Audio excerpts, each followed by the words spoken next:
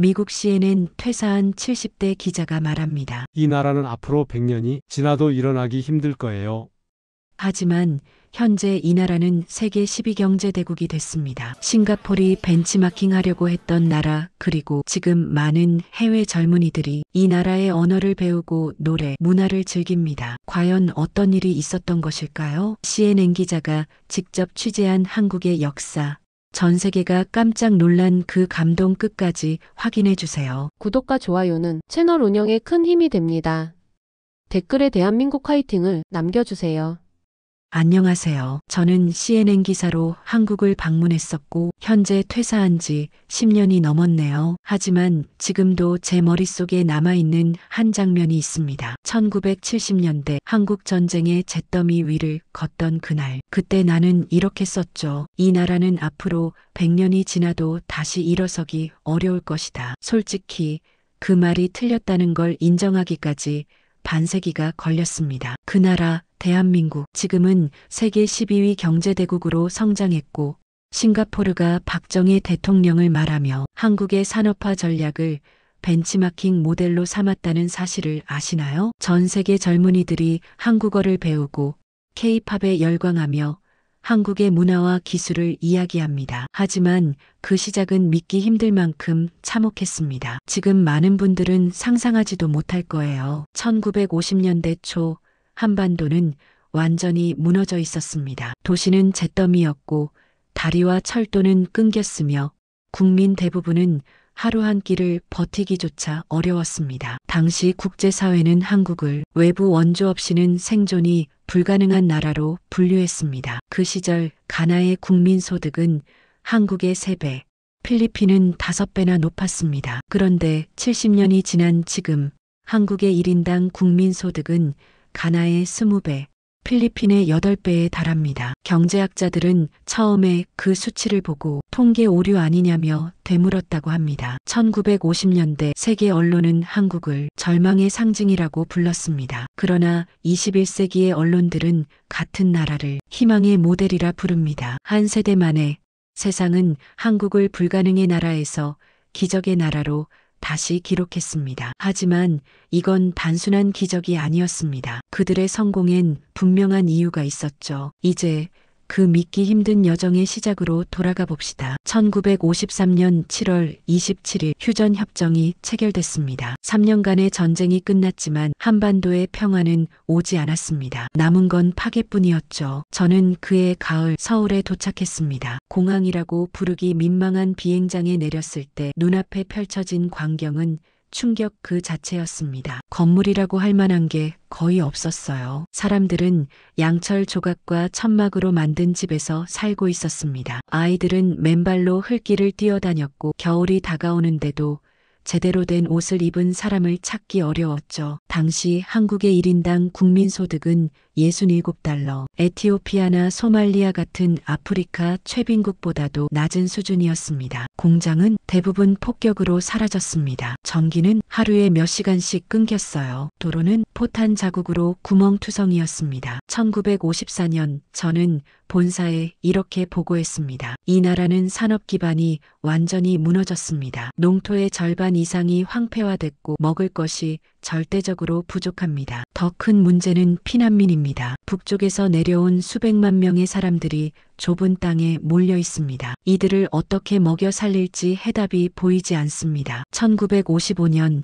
세계은행 조사단이 한국을 방문했습니다. 6개월 동안 전국을 돌아다니며 조사한 그들의 결론은 명확했습니다. 한국이 스스로 경제를 운영하는 것은 불가능합니다. 최소 30년 이상 지속적인 국제 원조가 필요하며 그마저도 성공을 보장할 수 없습니다. 30년간 도움을 받아도 불확실하다는 겁니다. 당시 국제사회는 한국을 영구적인 원조 대상국으로 봤습니다. 1957년 일본의 한 경제학자는 이런 발언을 했습니다. 한국이 우리 수준에 도달하려면 최소 100년은 걸릴 것입니다. 웃긴 건 당시 한국 사람들조차 그 말에 반박하지 못했다는 겁니다. 너무나 명백한 현실이었으니까요. 그런데 바로 이 순간 세상이 주목하지 않는 곳에서 무언가가 시작되고 있었습니다. 1955년부터 한국 정부는 이상한 결정을 내립니다. 나라에 돈도 없고 먹을 것도 부족한데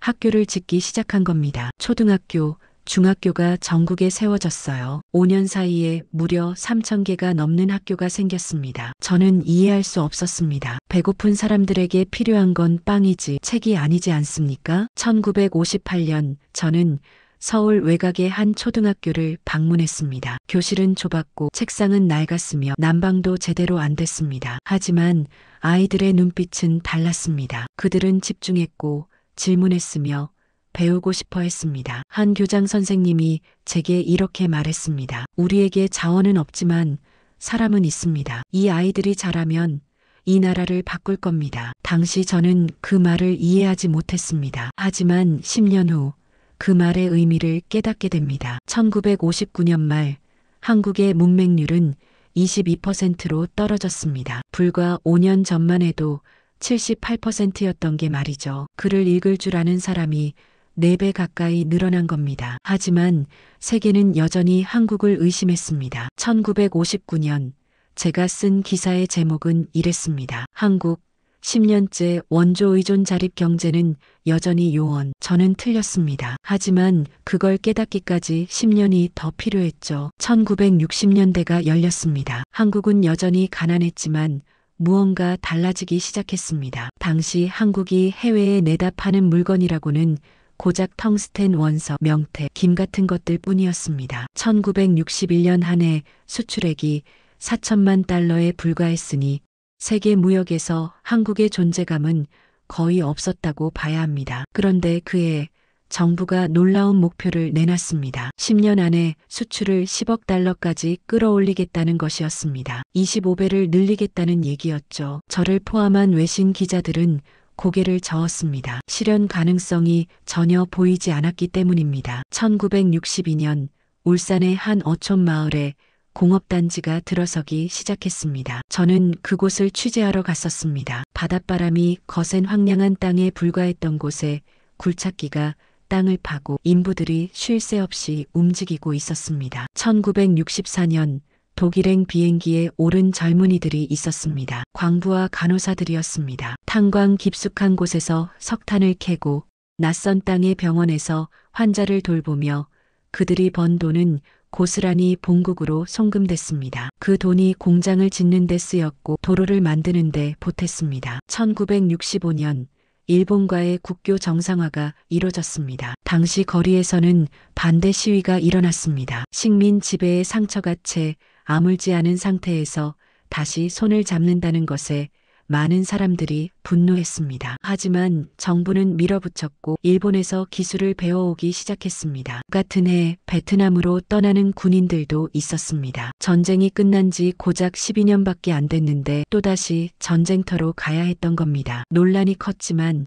그 대가로 받은 달러는 다시 공장을 세우는 미천이 됐습니다. 1966년 저는 다시 한국을 찾았습니다. 겨우 몇 년 사이였는데 분위기가 확연히 달라져 있었습니다. 공장들이 밤낮 없이 돌아갔고 사람들은 쉬지 않고 일했습니다. 당시 노동자들의 근무 시간은 주당 60시간을 훌쩍 넘었습니다. 하루 12시간씩 일주일 내내 일하는 것이 당연한 시절이었습니다. 1967년 포항에 제철소 건설이 시작됐습니다. 세계은행은 이 계획을 보고 투자를 권하지 않는다는 입장을 냈습니다. 철광석도 없고 석탄도 없는 나라에서 제철소를 짓는다는 게 경제적으로 맞지 않는다는 이유였습니다. 하지만 한국은 일본에서 자금을 빌려 공사를 강행했습니다. 1968년 경부고속도로 건설이 시작됐습니다. 서울에서 부산까지 400km가 넘는 거리를 연결하는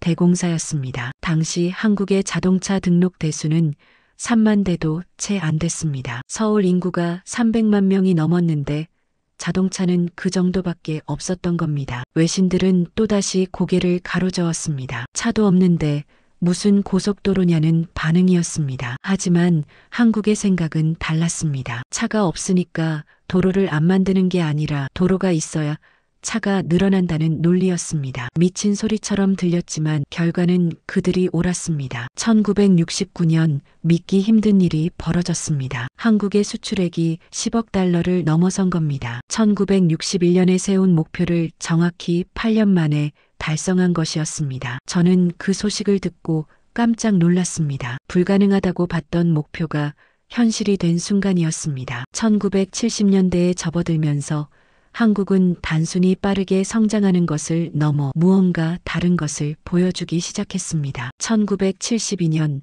포항제철소를 취재하러 갔던 날이 기억납니다. 공장은 24시간 쉬지 않고 돌아갔습니다. 3교대로 사람들이 교대하면서 일했고 주말도 명절도 없었습니다. 그런데 더 놀라운 건 따로 있었습니다. 현장에서 일하는 노동자들이 설계도를 읽을 줄 알았다는 겁니다. 보통 개발도상국의 공장에서는 노동자들이 단순 작업만 반복했습니다. 복잡한 기술은 외국인 전문가들이 맡았죠. 하지만 한국은 달랐습니다. 1950년대에 지어졌던 그 수많은 학교를 나온 젊은이들이 1970년대에 공장으로 들어온 겁니다. 그들은 글을 읽을 줄 알았고 계산을 할 줄 알았으며 문제가 생기면 스스로 해결책을 찾아냈습니다. 1974년 현대조선소에서 첫 배가 만들어졌습니다. 배를 만들어 본 적도 없는 회사가 배를 만든다는 것 자체가 말이 안 되는 상황이었습니다. 영국의 한 검사기관이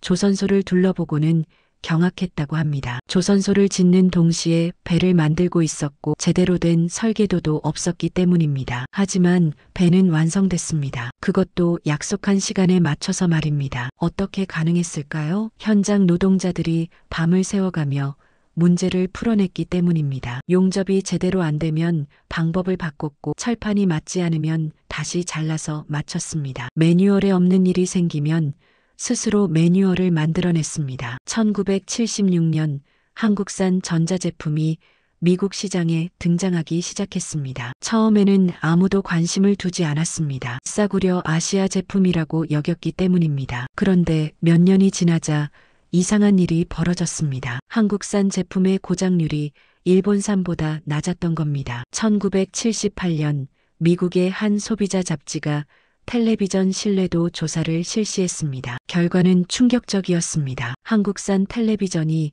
일본산보다 고장이 적었던 것입니다. 저는 이유가 궁금해 한국 공장을 다시 찾았습니다. 공장에서 일하는 사람들은 불량품을 발견하면 즉시 생산 라인을 멈췄습니다. 관리자의 허락도 필요 없었습니다. 완벽한 제품이 나갈 때까지 멈추지 않는다는 원칙이 있었습니다. 문제를 발견하면 멈추되 해결은 더 빨리 했습니다. 밤을 새워서라도 고쳤습니다. 1979년 한국의 수출액은 150억 달러를 넘어섰습니다. 10년 전 목표가 100억이었는데 그것마저 뛰어넘은 겁니다. 더 놀라운 건 이제 한국이 파는 물건이 가발이나 생선이 아니었다는 점입니다. 배, 자동차, 전자제품, 철강 같은 고부가 가치 제품들이었습니다. 20년 만에 벌어진 변화였습니다. 1950년대에 희망이 없다고 여겨졌던 나라가 1970년대에 기술국가로 거듭난 겁니다. 1980년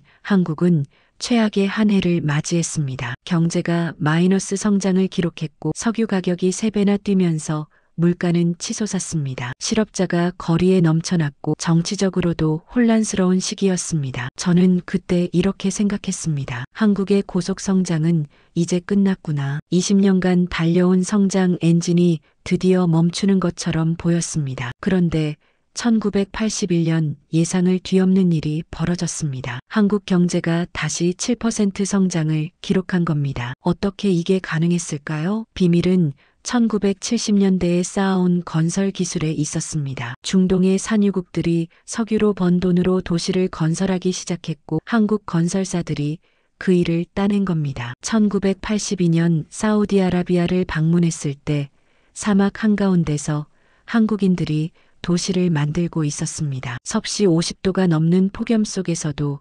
그들은 멈추지 않았습니다. 약속한 기한보다 빨리 건물을 완성했고 중동 발주처들은 한국을 선호하기 시작했습니다. 1983년 삼성이 64킬로 디램 개발에 성공했습니다. 당시 세계 반도체 시장은 일본과 미국이 완전히 장악하고 있었습니다. 한국이 끼어들 여지가 전혀 없어 보였죠. 하지만 한국은 특이한 전략을 썼습니다. 일본보다 더 빠르게, 더 대량으로 생산한 겁니다. 1986년 믿기 힘든 일이 일어났습니다. 한국이 일본을 제치고 디램 시장 1위에 오른 것입니다. 불과 3년 만의 일이었습니다. 저는 다시 한국 반도체 공장을 찾았습니다. 연구원들은 공장에서 숙식을 해결했고 문제가 생기면 밤을 새워 해결했습니다. 일본 엔지니어들이 퇴근할 시간에 한국 엔지니어들은 이제 본격적으로 일을 시작했습니다. 당시 한국 반도체 연구원들의 평균 근무 시간은 주당 70시간이 넘었습니다. 미친 속도로 기술을 따라잡았고 미친 속도로 생산했습니다. 그런데 품질도 포기하지 않았습니다. 1987년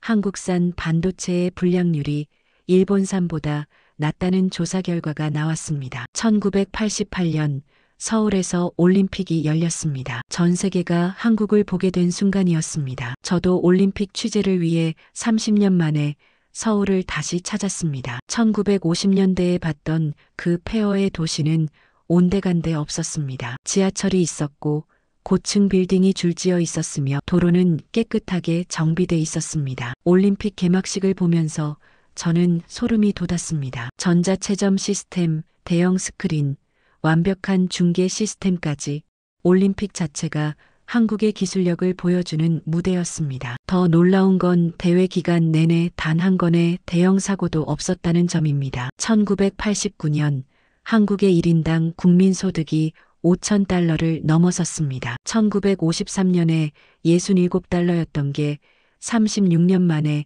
75배가 된 겁니다. 같은 해 홍콩, 싱가포르, 타이완과 함께 한국은 아시아의 4마리 용으로 불렸습니다. 그 중에서도 한국이 가장 빠르게 성장하고 있다는 평가를 받았습니다. 1990년대가 열렸습니다. 냉전이 끝나고 베를린 장벽이 무너지면서 세계는 하나의 시장으로 통합되기 시작했습니다. 한국에게는 엄청난 기회이자 동시에 위기였습니다. 1992년 삼성이 런던에 디자인 센터를 열었습니다. 도쿄에도 뉴욕에도 센터를 만들었습니다. 이제 한국 기업들이 세계 시장을 직접 공략하기 시작한 겁니다. 더 이상 값싼 제품을 만들어 파는 것이 아니라 세계 최고의 제품을 만들겠다는 의지였습니다. 1994년 현대자동차가 미국 시장에 본격 진출했습니다. 처음에는 아무도 관심을 두지 않았습니다. 또 하나의 싸구려 아시아차라고 생각했죠. 그런데 현대는 놀라운 전략을 내놨습니다. 10년 보증이었습니다. 차가 10년 안에 고장나면 모든 책임을 지겠다는 것이었습니다. 미국 자동차 회사들도 하지 않던 일이었습니다. 1995년 한국이 경제협력개발기구에 가입했습니다. 선진국 클럽이라고 불리는 곳이었습니다. 한국은 그 역사상 처음으로 원조를 받던 나라에서 회원국이 된 사례가 됐습니다. 저는 그 소식을 듣고 감회가 남달랐습니다. 40년 만에 기적이었습니다. 하지만 바로 그 순간 한국 경제에 균열이 생기기 시작했습니다. 너무 빠르게 성장한 대가였을까요? 1996년 몇몇 대기업들이 부도 위기에 몰렸습니다. 한보철강이 무너졌고 산미그룹이 쓰러졌습니다. 1997년 여름 태국에서 시작된 금융위기가 아시아 전역으로 번졌습니다. 인도네시아가 무너졌고 말레이시아도 흔들렸습니다. 그리고 11월 한국도 무너지기 시작했습니다. 외환 보유고가 바닥났고 달러가 없었습니다. 기업들이 줄줄이 쓰러졌고 은행들도 위험했습니다. 11월 22일 한국 정부는 국제통화기금에 구제금융을 신청했습니다. 40년간 쌓아올린 모든 것이 무너지는 것처럼 보였습니다. 저는 그날 이렇게 썼습니다. 한국의 기적이 끝났다고 말입니다. 그런데 이때 이상한 일이 벌어지기 시작했습니다. 1998년 1월 국민들이 금을 모으기 시작한 겁니다. 집에 있던 금반지, 금목걸이를 들고 나와 나라에 기부했습니다. 저는 서울거리에서 그 장면을 목격했습니다. 긴 줄이 늘어서 있었고 할머니들이 결혼반지를 내놓았으며 학생들이 돼지저금통을 깨서 가져왔습니다. 3개월 만에 모인 금이 227톤이었습니다. 돈으로 환산하면 22억 달러였습니다. 기업들도 움직였습니다. 구조조정이 시작됐고 불필요한 사업을 정리하면서 핵심 역량에 집중했습니다. 1999년 한국 경제의 회복 신호가 보이기 시작했습니다. 수출이 다시 늘어났고 외환 보유고가 쌓이기 시작했습니다. 그리고 2001년 놀라운 일이 벌어졌습니다. 한국이 국제통화기금 구제금융을 조기 상환한 겁니다. 원래 2004년까지 갚기로 했던 빚을 2001년에 다 갚아버린 것입니다. 세계가 10년은 걸린다고 했던 회복을 3년 만에 해낸 겁니다. 저는 또다시 틀렸습니다. 한국은 위기를 기회로 바꾸는 법을 알고 있었습니다. 2000년대가 시작됐습니다. 국제통화기금 위기를 극복한 한국은 이제 완전히 다른 게임을 시작했습니다. 이번에는 제조업이 아니었습니다. 문화였습니다. 2002년 한일 월드컵이 열렸습니다. 전 세계가 한국을 봤습니다. 그런데 외신 기자들이 놀란 건 축구 경기가 아니었습니다. 바로 거리 응원이었습니다. 광화문에 100만 명이 모여 붉은 티셔츠를 입고 응원했습니다. 저는 그 광경을 보면서 이건 단순한 응원이 아니라고 느꼈습니다. 하나의 거대한 공연이었습니다. 같은 해 중국에서 이상한 노래가 유행하기 시작했습니다. 보아라는 한국 가수의 노래였습니다. 중국 10대들이 한국어 가사를 따라 부르기 시작했습니다. 2003년 일본에서 드라마 한 편이 엄청난 인기를 끌었습니다. 겨울 연가였습니다. 일본 사람들이 배용준을 보러 한국으로 몰려왔습니다. 저는 이 현상이 신기했습니다. 일본이 한국 문화에 열광하다니 말입니다. 2004년 한류라는 단어가 처음 국제 언론에 등장했습니다. 한국 드라마, 한국 음악, 한국 음식이 아시아 전역으로 퍼져나갔습니다. 처음에는 일시적 유행이라고 생각했습니다. 하지만 시간이 지나면서 그게 아니라는 걸 깨달았습니다. 2006년 한국 엔터테인먼트 기업을 취재했습니다. 그들은 연습생을 뽑아 5년씩 훈련시켰습니다. 노래, 춤, 외국어, 심지어 연기까지 가르쳤습니다. 데뷔할 때쯤이면 완벽한 공연을 보여줄 수 있었습니다. 문화를 산업으로 만든 겁니다. 마치 반도체를 만들듯 체계적이었습니다. 2007년 원더걸스가 노바디로 미국 빌보드 차트에 진입했습니다. 아시아 가수로는 거의 불가능한 일이었습니다. 2008년 한국에서 스마트폰 보급이 폭발적으로 늘어나기 시작했습니다. 삼성과 LG가 스마트폰을 만들었고 사람들은 그것으로 유튜브를 보기 시작했습니다. 한국 음악 동영상이 유튜브에 올라갔고 전 세계에서 재생됐습니다. 2009년 빅뱅, 슈퍼주니어, 소녀시대 같은 그룹들의 뮤직비디오가 수천만 조회수를 기록했습니다. 한국은 영화관을 통해서가 아니라 인터넷으로 직접 세계의 문화를 팔고 있었던 겁니다. 그리고 2010년대가 시작되면서 이 흐름은 폭발했습니다. 2010년대가 열렸습니다. 스마트폰이 전 세계로 퍼졌고 유튜브 사용자가 폭발적으로 늘어났습니다. 한국 아이돌 그룹들의 영상이 수천만 조회수를 찍기 시작했습니다. 2011년 한국 문화 콘텐츠 수출액이 40억 달러를 넘어섰습니다. 드라마, 음악, 게임,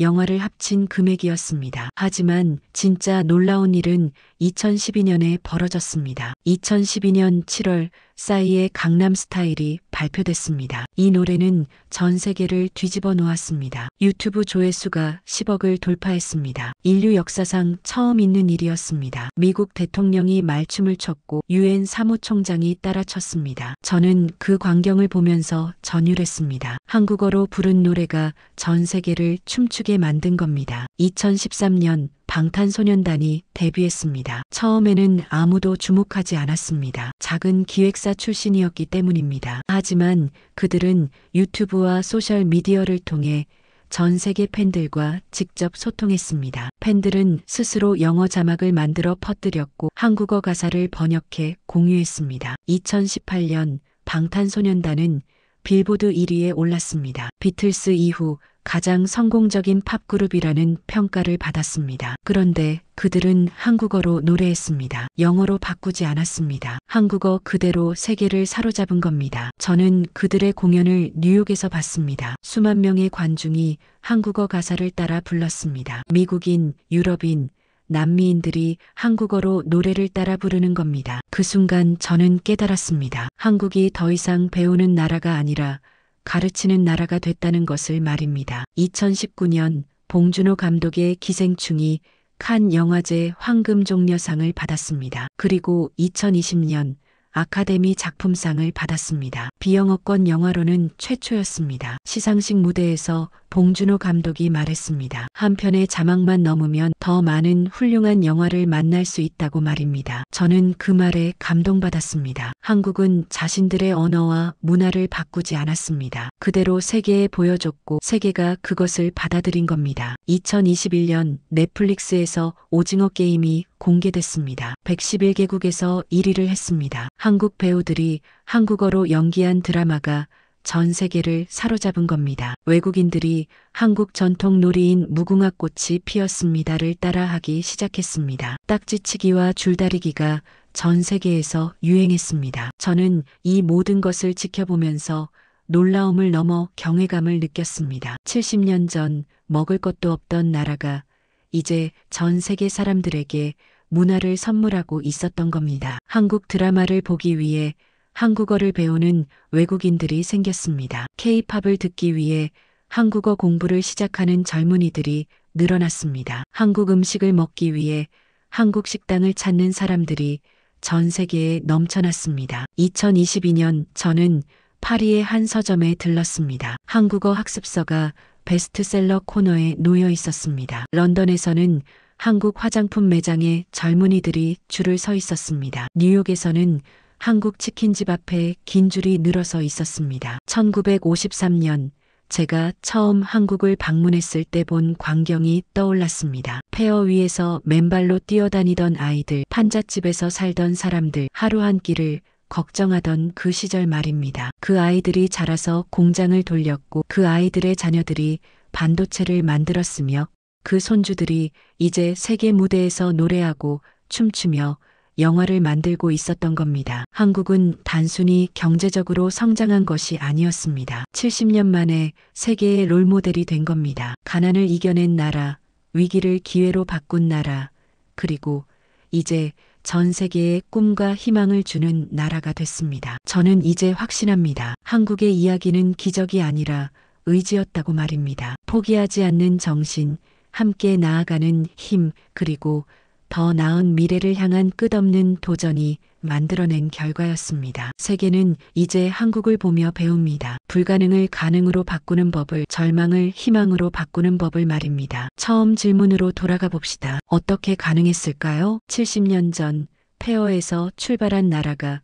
어떻게 세계 12대 경제 강국이 되고 문화 강국이 될 수 있었을까요? 저는 70년간 한국을 지켜보며 6가지 성공 비밀을 발견했습니다. 첫째, 교육이었습니다. 1950년대 먹을 것도 없는데 학교부터 지었던 그 선택이 모든 것을 바꿨습니다. 교육받은 사람들이 1960년대에 공장으로 들어갔고 1970년대에 기술을 익혔으며 1980년대에 세계로 나갔습니다. 그리고 2000년대에는 문화로 세계를 사로잡았습니다. 둘째, 속도였습니다. 한국 사람들은 항상 남들보다 빨랐습니다. 계획을 세우면 즉시 실행했고 문제가 생기면 밤을 새워 해결했습니다. 경부고속도로를 만들 때도 반도체를 개발할 때도 올림픽을 준비할 때도 마찬가지였습니다. 셋째, 완벽주의였습니다. 그들은 대충이라는 것을 몰랐습니다. 작은 부품 하나, 노래 한 소절, 드라마 한 장면까지